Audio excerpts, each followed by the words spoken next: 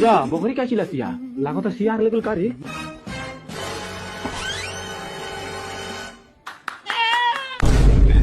रे महादुर चुदी का करते रे बाप रे बाबूजी बकरिया के घास खिलाओ तनी। जाए दो सरवा सब हमरे में गलती बा। आजकल तो लड़का वाला सन पिज्जा बर्गर खिया के मारता रसन।